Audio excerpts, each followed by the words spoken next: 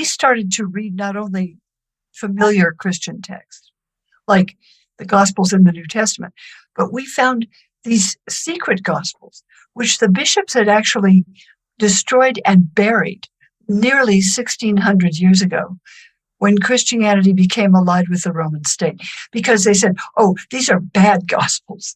These are heresy. It's a word actually that means choice. And apparently the bishops didn't think choice is what they wanted people to have. But the point is, we kept saying, wait a minute, what are these secret Gospels?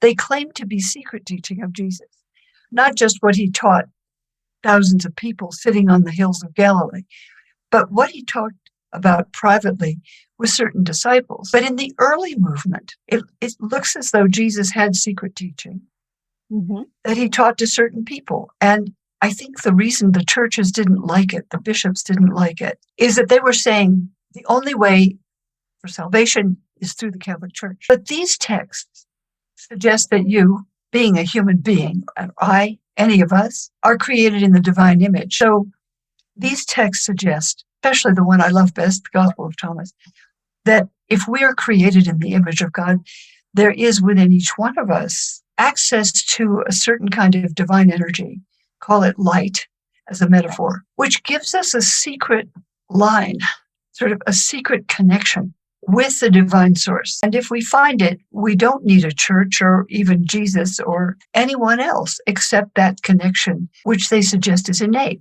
So that's the kind of teaching the church didn't like. That's why they were denounced as heresy. And because they offered an alternative, right, to the institutional church and its sacraments, which claims to be the only access you can get, right, to God. I thought, wow, these are amazing because they suggest a freelance possibility.